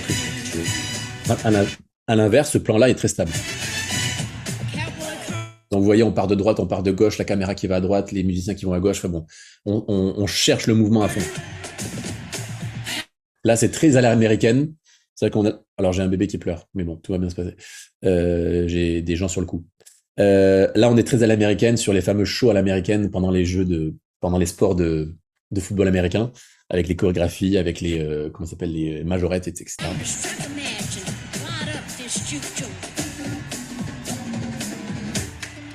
Everybody put your hands together. I'm so honored to be in Texas right now. Let's take it to the floor now. Don't see, no, it's only right that we do Texas Hold'em for the first time in Houston, Texas on Christmas. Y'all help me sing. This ain't Texas. Et donc là, on a le plan qui commence à nous emmener vers la fin de la prestation, avec le gros H de Houston. Comme nous dit JC, elle est née à Houston. Et donc là, on est sur la scène de fin. Donc là, ça commence à être énorme. Ain't no hold 'em. So they a card. Donc, on peut pas aller trop loin dans les détails, mais je sais pas si vous avez vu, mais les lumières au moment de la musique, les lumières qui partent tout en même temps. Enfin bon, c'était précis. So park your Lexus. Throw your keys up. Là, vous avez vu les lumières qui font wow. Allez, je le remets juste pour que vous voyez bien. Au moment où il y a les gens qui font wow, Ain't no hold 'em. on va le revoir, c'est à 12,04. So park your Regarde. Lexus. Tiens. Throw your keys Non. up. Stick around, round, round, round, round. Donc elle a les cheveux qui bougent, donc il y a toujours un ventilo quelque part. Donc là, c'est une nouvelle charrette avec 2 autres ventilos blancs. Be damned if I can't slow dance with. Come pour some sugar on me, honey, too. It's a real life boogie and a real life hold down. Puis je sais pas si vous faites gaffe, mais il n'y a pas de prise électrique, de rallonge, de Legrand qui dépasse avec un bouton rouge qui est pas allumé. Il n'y a pas tout ça, hein. Be a come take it to the floor now. Woo! Huh. Là, ce plan, il est magnifique. Elle est pile dans l'axe. La lumière derrière elle qui l'éclaire, qui éclaire son dos. Le contre est parfait. Les lumières horizontales sont symétriques. Enfin, There's a tout fonctionne. tornado in my city. Là, c'est pareil, je sais pas si vous avez attention, mais le caméraman, il avait intérêt à être à l'heure, hein, parce que s'il n'était pas à l'heure, il se prenait une fourrure dans la... Hit the basement. That sure ain't pretty. Rugged whiskey. We're surviving. Donc là, il reste moins de 3 minutes. Wake up, kisses, sweet redemption, passing time. Et donc là, ceux qui ne connaissent pas, ils peuvent pas comprendre, mais en fait, la fille à droite, c'est sa fille. Donc c'est une des premières grosses, immenses prestations que Beyoncé fait avec sa fille à côté d'elle. Et c'était elle qui avait donc tout à l'heure derrière, qui était la seule des dizaines et dizaines de danseurs qui n'étaient pas avec un chapeau, c'était sa fille. One step Donc là, on est très Texas, hein. to the right. We headed to the dive bar. We always so nice. Run me to the left and spin me in the middle. Blue, I can't read your mind. This ain't Texas. Ain't no holding. Hey, so lay your cards down, down, down, down. Donc là, vous voyez en bas les structures de lumière. Vous voyez, il y a des lumières automatiques sur des espèces de structures noires à gauche, au centre et à droite. Et en fait, dès que ça va se terminer, il y aura 3 ou 4 gars par structure. Ils vont rouler ça et en fait, ça sort. Et en fait, tout est sur roulette, tout est sur structure. Vous voyez tous les gens qui sont à genoux par terre là. Bah, c'est des gens qui vont pousser le truc, qui vont prendre les câbles, pousser et en fait, en quelques minutes, ils vont tout enlever.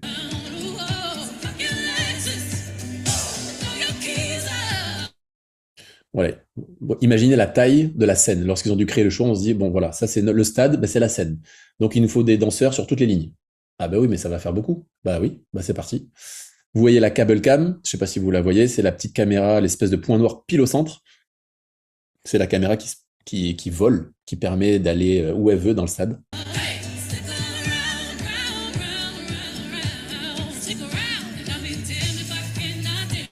Donc ça, derrière, là, c'est la charrette du début, la fameuse charrette du début, donc ils l'ont mise là. Et on va le voir après, mais en fait, il y a les fameux, je vous ai expliqué tout à l'heure, les fameux filins, les 4 filins qui vont venir lever la plateforme. En fait, ils les ont mis depuis, ils les ont accrochés. Donc elle, mais ça, on le sait pas. Quand on était en live, on le savait pas. Et en fait, elle va remonter ça. Les ventilateurs derrière elle.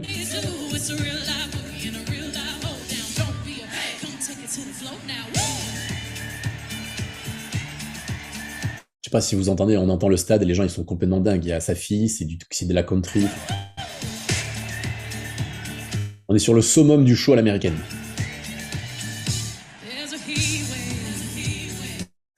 Là, on voit l'ombre du caméraman. Donc ça, c'est pareil, ça m'a un petit peu étonné parce que tout est tellement dans le détail, tout est tellement réfléchi pour tout cacher que bah là, on voit carrément, on voit quand même l'ombre du caméraman.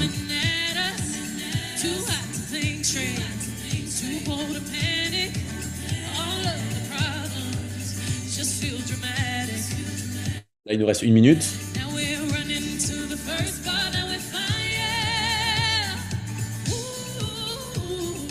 Donc là, ils sont en train de l'amener vers le podium.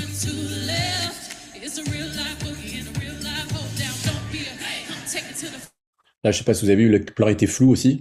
Le caméraman, il n'a pas eu le temps de faire le point. Là, ce plan, je le trouve incroyable. Visuellement, les lumières, je trouve ça magnifique.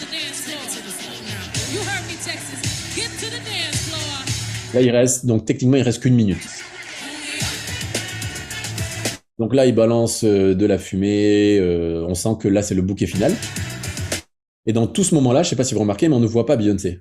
On sait qu'elle est là-bas, mais il n'y a pas de gros plan sur elle.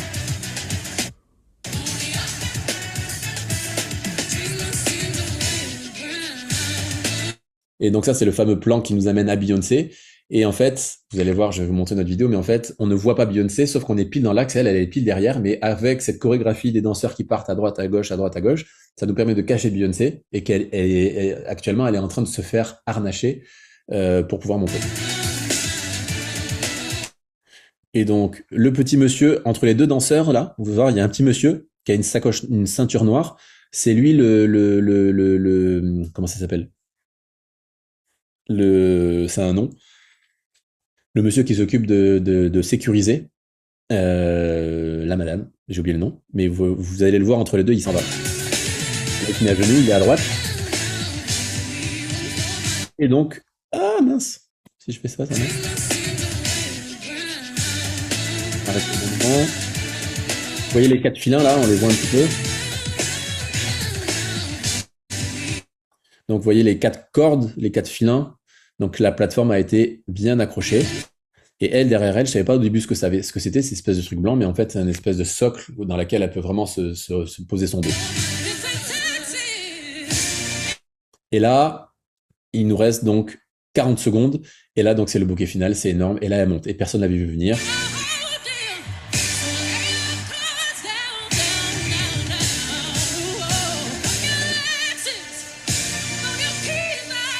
Pareil, elle a une lumière qui la suit. Regardez, elle a bien voix après, elle part dans sa petite golfette avec des rideaux, une grande golfette, et puis elle est encore habillée comme elle est là, et puis elle est sur les parkings, et puis elle rentre dans une voiture, une espèce d'énorme voiture noire, un gros SUV, et puis elle part, je pense, dans son hôtel, quoi. Je veux dire, on est dans un autre délire. En tout cas, moi, ça m'inspire. Comme je vous l'ai dit tout à l'heure, ça m'inspire pourquoi? Parce que voilà qu'on est capable de faire en 2025 quand on a de l'argent, quand on a de l'expérience, quand on a de la formation, quand on a du temps, quand on travaille beaucoup, beaucoup, beaucoup, beaucoup. Voilà ce qu'il est capable de faire. Et donc tout ce que je viens de citer, bah, ça on peut l'avoir. Et puis en plus, bah, nous on a Dieu et on a pourquoi on fait tout ça, que ce soit dans la communication, que ce soit dans l'événementiel, que ce soit dans la vidéo, peu importe dans vos églises. Et mon point, mon but, mon rêve, mon objectif, c'est que tout ça, on le capte et on se dise, OK, ça me motive pour bien faire dimanche. Ça me motive pour bien mettre ma scène toute propre. Dimanche, il n'y a pas de batteur, donc il y aura la batterie, mais il y aura personne à la batterie. Donc bah, peut-être on va pas la laisser en plein milieu avec des câbles partout puisqu'il y a personne qui joue. Bah, ouais, mais c'est pas grave, on l'aura pour la semaine prochaine. Et cette phrase-là fait qu'on tombe dans la médiocrité. Et l'excellence, c'est pas être le meilleur. L'excellence, c'est donner son meilleur. Donc, je vous encourage, avec tout ce qu'on vient de voir, on voit que c'est des gens qui sont dans l'excellence, c'est des gens qui donnent leur meilleur. Il y a beaucoup de choses qu'on ne fait pas les dimanches ou lors de nos événements dans nos églises. On pourrait les faire, mais on les fait pas parce que, bon, bah, ça va, ça passe. Et en fait, cette médiocrité-là, elle pourrit vraiment l'événementiel dans nos églises. Et c'est pour ça qu'en France, on n'arrive pas à forcément aller plus haut. Donc, il faut que déjà chacun prenne conscience que on a entre nos mains, sans avoir un bac plus 50 en son ou un bac plus 50 en vidéo ou je sais pas quoi, on a tous l'opportunité de ramasser le bout de papier. On a tous l'opportunité de tirer un câble un peu plus propre. On a tous l'opportunité de ranger le piano qui est à côté mais qui sert pas aujourd'hui. Et ben on l'enlève. On veut juste que ce soit propre, simple, efficace. Et en fait, c'est plein de petites choses, plein d'attitudes que chacun peut faire. Et si chacun fait sa différence chaque dimanche, imaginez au bout de 5 ans de dimanche, au bout d'une année, tous les petits changements, toutes ces petites choses qui sont faites dimanche après dimanche. Imaginez à la fin de l'année comment votre église elle peut être dans une belle vision d'excellence sur votre scène, que ce soit l'audio, visuel, la musique, la louange, peu importe. Mais on est en capacité, il y a plein de choses qu'on peut pas faire de ce qu'on vient de voir là, mais dans les attitudes, dans les valeurs, dans la manière de faire, il y a plein de choses que nous, on peut faire dans nos églises et qu'on ne fait pas. Je vous parle pas de venir avec un cheval pour faire la louange, mais je vous parle que bah, les câbles avec les lumières sur les côtés, c'est propre, c'est rangé. Les églises où je vais, la plupart du temps, c'est pas forcément toujours très propre, très rangé. Alors que ça demande pas des études, ça demande pas de l'argent, ça demande du temps, ça demande d'arriver une demi-heure en avance. Et en fait, mon but dans tout ça, c'est de vous inspirer, c'est d'analyser, de capter que c'est bien d'aimer des choses, mais pourquoi j'aime les choses, pourquoi j'aime pas, pourquoi j'ai aimé la lumière comme ça, pourquoi j'aime pas la lumière comme ça, etc. Donc ça, c'est des choses qu'on développe aussi beaucoup dans la formation. Dans la formation des créateurs, on apprend à analyser, on apprend à comprendre pourquoi j'aime pas. Et c'est tous ces ingrédients-là qui nous font par la suite, lorsque nous, on crée des événements, qu'on participe à des événements, on est en capacité de donner notre idée et de savoir pourquoi j'aime ça. Non, ça, je pense qu'il faut pas parce que moi, j'aime pas forcément ce côté-là, j'aime pas cette texture, j'aime pas ce son, j'aime pas cette manière d'éclairer, j'aime pas cette manière de filmer, j'aime pas cette police, peu importe. Et tout ça, c'est subjectif. Mais vous allez gagner en crédibilité, surtout pour la plupart d'entre vous là qui êtes dans la com, vous allez vraiment gagner en crédibilité si vous êtes en capacité d'expliquer pourquoi vous aimez ou pourquoi vous aimez pas. Et si vous aimez pas, ça veut pas dire que vous allez dire non, parce que c'est l'église, parfois on fait des compromis, et c'est pas votre com à vous, c'est la com de l'église. Mais vous allez gagner en crédibilité si vous êtes en capacité d'expliquer pourquoi vous pensez que c'est peut-être pas la bonne idée. ou pourquoi vous pensez que c'est la bonne idée? Parce qu'il y a une explication, il y a une justification, il y a une analyse qui est faite. Et ça se travaille, c'est pas inné. Par contre, ça se travaille, ça s'acquiert. C'est des choses qu'on apprend dans la formation, que ce soit les brainstorming, que ce soit faire des mood boards, que ce soit comment communiquer, comment construire des équipes, comment leader des équipes, comment faire que dans mon équipe, il y a pas grand monde et je veux que mon équipe elle grandisse, elle explose. Tout ça, c'est des choses qu'on voit au cours de l'année dans cette formation. Et c'est ça qui va nous permettre d'arriver à des événements pas comme Beyoncé, mais des événements où on va être fier de notre événement. Et pourquoi on va être fier? Parce qu'on a donné notre maximum. Et je suis un peu triste parce que la plupart des églises où je vais, sur des dimanches, quand je fais des masterclass ou du consulting, peu importe, je le vois, les gens, ils ont une bonne attitude, ils font ça avec bon cœur, mais ils font pas leur maximum. Et des fois, il faut juste leur expliquer les choses, dire, mais pourquoi ça, vous l'avez pas rangé? Cette chaise-là, y a personne qui est assis, et cette chaise, elle est là pendant tout le culte, il y a une chaise en plein milieu. Bah ouais, mais c'était la semaine dernière. Voilà, c'est là. C'est pas des écrans LED, et c'est pas 12 000 lumières, et c'est pas des caméras dans tous les sens, c'est la chaise. En fait, ça commence par la chaise. Et il y a beaucoup de gens, beaucoup d'églises, beaucoup même de pasteurs, qui m'écrivent, qui me disent, voilà, on veut acquérir un écran LED, voilà, on veut changer les lumières, on veut maintenant une régie vidéo, on veut aller sur YouTube. Et moi, je vais voir leur église sur YouTube, où je regarde des photos sur les réseaux sociaux, et je vois l'église, je vois la scène, je me base juste sur deux, trois photos, et là, je me dis, mais en fait, ils sont pas en train de mener le bon combat. Le combat, c'est pas d'avoir un écran LED. Le combat, c'est déjà d'avoir un vidéoprojecteur qui est bien réglé et qui projette des bonnes choses. Et actuellement, ils ont même pas ça. Et ils veulent un écran LED. C'est-à-dire que tu veux une Ferrari, mais tu sais pas la conduire. Ou alors tu veux une Ferrari, mais t'as pas assez d'argent pour mettre de l'essence dedans. Donc c'est bien 2 semaines, mais ça sert à rien. Donc en fait, tout mon travail à moi que je fais ici à l'église à Bordeaux à Momentum, tout le travail que je fais aussi dans les églises que j'accompagne et tout le travail que je fais dans cette formation On est créa, c'est de travailler à la cohérence. Il y a des choses qui doivent être cohérentes dans la manière. On veut grandir, on veut que le monde francophone, événementiel, chrétien grandisse, on veut aller de l'avant, on veut se professionnaliser, on veut que ce soit plus beau, on veut que ce soit plus qualitatif, on veut être fier, mais ça part pas par juste du matos, ça part par des attitudes.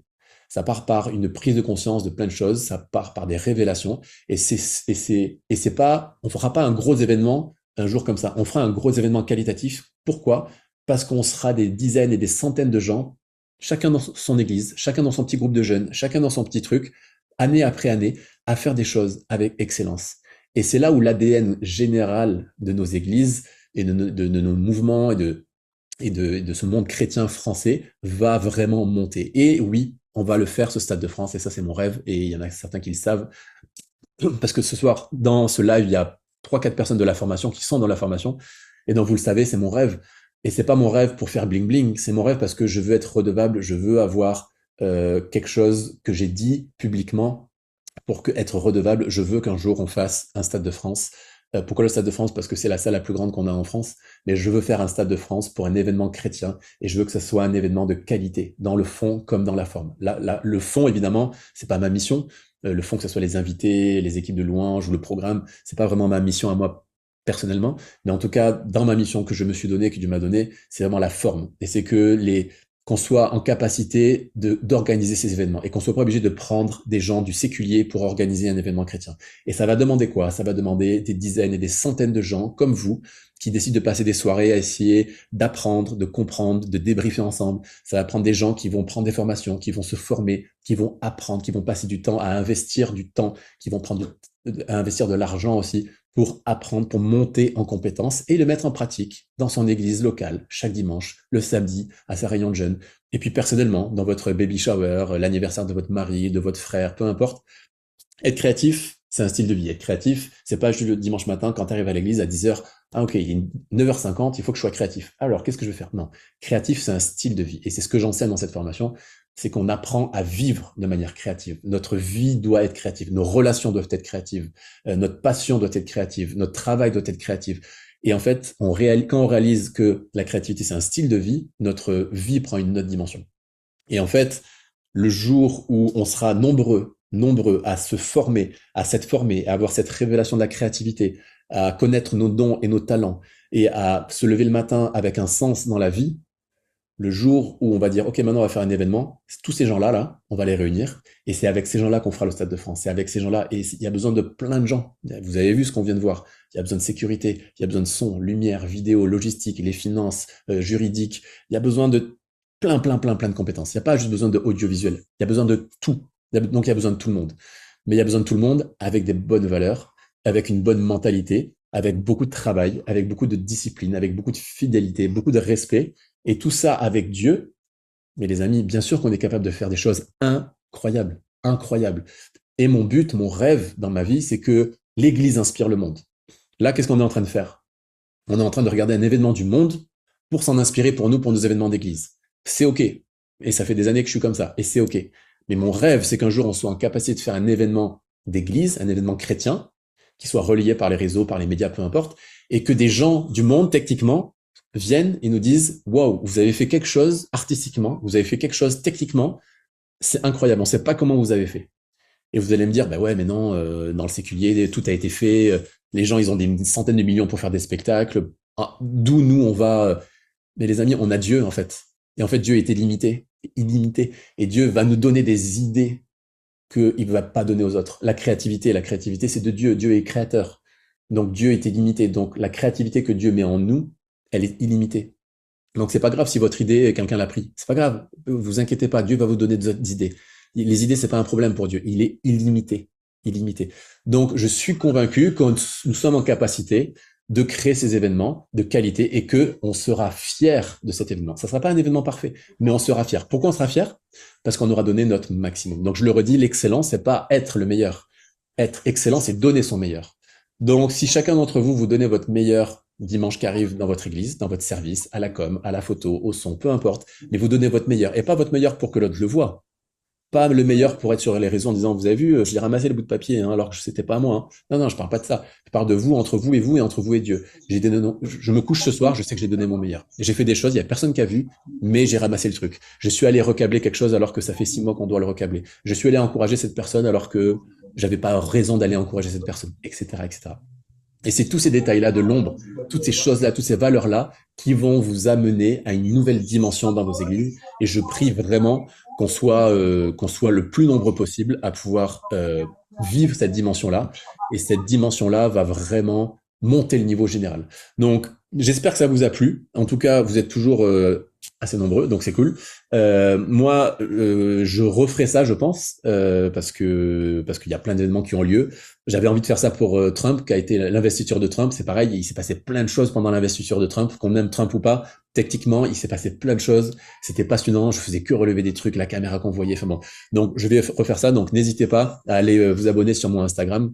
Enfin, si vous êtes là, c'est que vous êtes là sur Instagram. Et évidemment, donc je vais vous mettre le lien de la formation. Vous voyez, je suis un vrai papa avec des vrais enfants. C'est pas une rumeur, c'est du vrai. C'est des vrais enfants en vrai, en chair et en os, avec des vraies cordes vocales. Et donc, je vais vous mettre en lien le lien de la formation. Faites en sorte de prendre des décisions rapidement, parce que dans moins de 2 semaines, la formation va prendre en tarif une augmentation de plus de 40%. C'est pas une blague. Donc, c'est maintenant, si vous voulez prendre cette formation, il n'y a pas d'engagement. Donc, même si au bout d'un mois, ça vous parle pas, bah, vous pouvez vous désabonner, il n'y a pas de problème. Mais en tout cas, allez voir la landing page, allez voir la page, allez voir tout ce qui vous avez accès dans cette formation. C'est plus que riche. C'est pour ça que les tarifs vont augmenter de manière drastique. On m'a dit, c'est pas possible, tes tarifs, c'est pas possible, sont beaucoup trop bas, parce qu'il y a beaucoup de choses dans cette formation. Donc, si vous avez envie, il y a tout dans cette formation pour qu'en une année, votre vie soit transformée dans votre créativité, dans vos dons, dans vos talents, dans la manière de vivre votre quotidien avec votre créativité, à votre travail. Si vous êtes entrepreneur, que vous voulez lancer votre boîte, moi, je suis pas là pour vous aider à lancer votre boîte. Moi, je suis là pour que vous réalisiez que en vous, vous avez des dons, vous avez des talents et vous avez une créativité qui vient de Dieu, qui va vous permettre de vivre une vie qui a du sens. C'est ça le plus important, c'est de vivre une vie. Je suis fatigué, c'était une journée de travail, j'ai les enfants qui braillent, je vais aller dormir. Mais je suis heureux de faire ce que je fais. Et demain matin, je vais me réveiller et je vais retravailler sur On est Créa et je vais continuer à travailler cette formation pour vous donner le maximum. Et c'est pas facile. C'est pas une vie qui est plus facile que les autres, mais c'est une belle vie parce que il y a du sens. Je sais pourquoi je me lève le matin et je sais pourquoi je me couche le soir. Et j'espère, je prie que vous soyez dans cette dimension. Et si vous l'êtes, c'est génial. Si vous l'êtes pas, il n'est pas trop tard. Tout est possible. Il est encore temps. Il n'y a pas d'âge. Mais ne continuez pas à vivre une année en vous disant, mais je suis dans cette entreprise, mais je sais pas pourquoi je suis dans cette entreprise. Et puis, le samedi, j'ai pas fait grand chose, mais je sais pas pourquoi je fais pas. En fait, Dieu, il a tout mis en vous. C'est juste que vous êtes peut-être pas conscient, ou vous avez oublié, ou vous avez effacé, ou on vous l'a pas redit, mais vous avez tout entre vos mains pour vivre une vie qui a du sens. Et c'est lié à vos dons, c'est lié à vos talents, et c'est lié à la créativité. Et ça se développe, ça se travaille, et c'est ce que j'ai dans ces 12 mois de formation. Donc, il y a le lien que Nico va nous mettre, il va nous remettre le lien, donc n'hésitez pas à cliquer dessus. Vous avez tous les détails, vous avez tous les tarifs. Vous pouvez prendre au mois, vous pouvez prendre à l'année. Évidemment, on est tous dans le groupe WhatsApp. Donc, demain matin, en fonction de si vous avez des questions, je pourrais même faire un petit coup de téléphone avec vous. Si vous avez des questions par rapport à cette formation, on pourra en parler en privé. Je suis vraiment là pour que vous réalisiez des choses dans votre vie. Donc, je vais tout faire pour répondre à vos questions si vous en avez. Donc, n'hésitez pas. Je pense que j'ai tout dit. Merci Beyoncé, merci les Américains, merci Netflix, c'était cool. J'espère que ça vous a plu. Un jour, je vous présenterai mon bébé qui pleure. Merci beaucoup à Nico aussi qui m'a aidé, avec qui on a fait des tests Zoom, pourquoi le son marchait pas. Et donc le son a marché, donc c'était top. J'ai pas trop regardé les questions, mais merci Piou, c'était top. Merci beaucoup, très bon moment, merci. Être excellent, c'est donner son meilleur. Ouais, ça c'est vraiment la phrase. Hein. Excellent, c'est pas être le meilleur. Être excellent, c'est donner son meilleur. C'est une grosse punchline, mais c'est avec ça que vous pouvez aller challenger les gens. Vraiment, vraiment. Coucou d'Abidjan, je suis en pleine préparation du podcast Sens. Méliane, ton podcast, il va être cartonné. Avec Méliane, on a fait un consulting. Ce podcast, il va être incroyable. Le prix actuel est moins cher que votre abonnement Netflix. Venez à la formation. Oui, venez à la formation. Méliane fait partie de la formation et j'avoue que c'est une super ambassadrice de la formation. Il se passe vraiment, vraiment, vraiment des choses dans cette formation. C'est pas agréable pour moi de le dire parce que c'est dur de s'auto-promouvoir, mais je peux vous dire que les retours que j'ai, les encouragements que j'ai, les gens qui ont des vies transformées. Je connais quelqu'un qui a été embauché dans une église aussi en tant que graphiste, une grosse église en France, une très grosse église, une personne qui a fait la formation, qui a pris confiance en elle, qui a appris plein de choses et qui, au travers de tout ça, s'est fait démarcher par cette église et elle a été embauchée en tant que graphiste dans cette grande église. Et donc, il y a une personne qui maintenant se lève le matin et qui se dit, mais voilà, alors je dis pas que la formation, elle est pas magique, mais qu'à un moment donné, si elle peut vous faire accélérer 3 ou 4, 5 années dans votre vie, prenez ces 12 mois. Ça s'appelle de l'investissement. C'est pas des dépenses, c'est de l'investissement. Je vous souhaite une bonne soirée. Je vais aller me reposer et parce que demain on réattaque et on se lève avec une vie qui a plein de sens, passionnée. Et puis n'hésitez pas sur les réseaux sociaux aussi à encourager. Si vous me connaissez, c'est encourage comme tu respires. Donc votre vie est transformée lorsque vous encouragez les gens. Il y a plus de bonheur à donner qu'à recevoir. Donc ne cessez d'encourager les gens avec votre créativité, mais ne cessez d'encourager les gens. En tout cas, merci beaucoup de m'avoir écouté, de m'avoir suivi. Je ne ferai pas la danse à la Beyoncé, je vous promets, même si j'en ai bien envie, mais je ne le ferai pas par respect pour plein de choses. Bonne soirée, le replay sera évidemment disponible très bientôt, donc vous pourrez regarder ça et le diffuser à plus de personnes. Bonne soirée les amis, ciao ciao.